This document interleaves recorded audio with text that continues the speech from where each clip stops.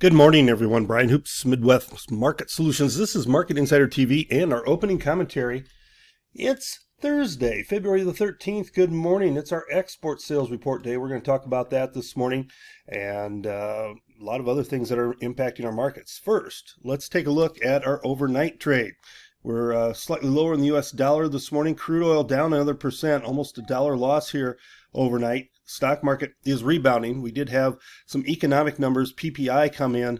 It was a little bit hot. Not as bad as the CPI yesterday, but a little bit hotter than what expected. And we've rebounded off of our lows in the stock market, similar to what we did after yesterday's trade. But gold a little bit firmer after seeing some profit taking yesterday. Corn down 2.25 overnight. Beans off 2.5. Meal down slightly. Oil down.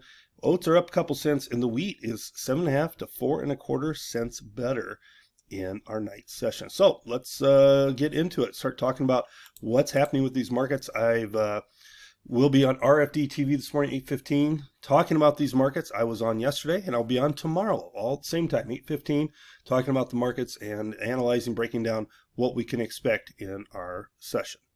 In the meantime, make sure you follow us on Twitter, Midwest Markets, Brian Hoops, and go to our website, MidwestMarketSolutions.com, sign up for our text service, our YouTube channel, so you get all of our latest videos that we put out, and our text service, which we've sent out some information on already this morning.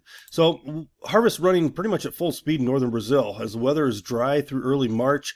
Argentina is seeing better than expected rainfall. There's forecasts for rain to occur in early March in northern Brazil, so they want to get the soybeans harvested, get the corn crop planted, then get that rain. Boy, what a perfect situation for farmers in Brazil at this point in time. In Argentina, I think we're definitely stabilizing the crops as well.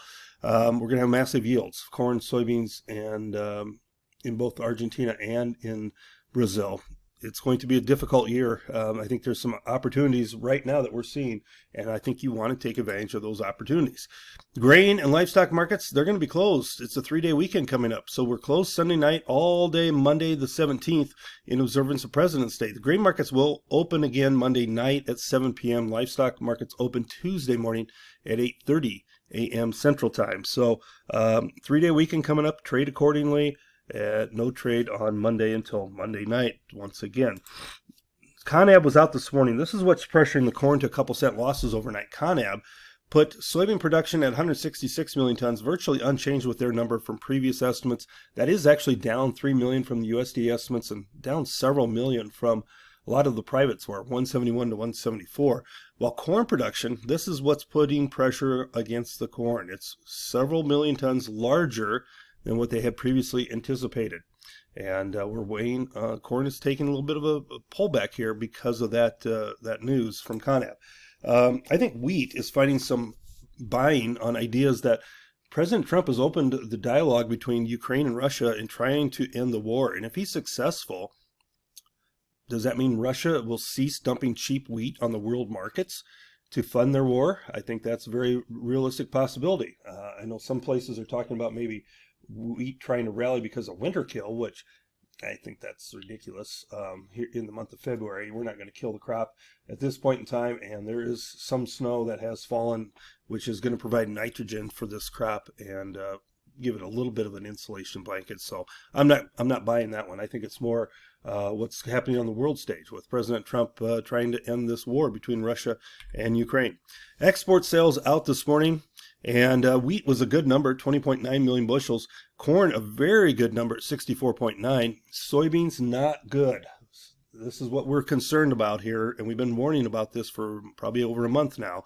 Cancellations are developing. Soybean sales were only 6.8 million bushels, and that includes that unknown destination category canceling 13.4 million bushels of U.S. beans. That's bearish, and we haven't seen this on our sale announcements from the USDA office at 8 o'clock, but it's going to start, I think, and this is ongoing. We're going to see more and more cancellations of these soybeans because of the big crops out of South America. Beef sales were 13.1, shipments 14.9, and pork 24.9, shipments at 31. None of these are great. They're not terrible. They're just like an average number for both beef and pork. We've had a little bit of cash cattle trade on Tuesday, $3 lower money. Still looking for more trade to develop today and into Friday.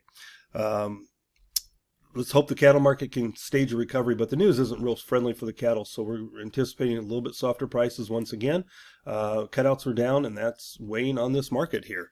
I think in today's trade, until we see some cash trade, maybe get some hedge lifting. Have a great day, everyone, and good luck and good trading.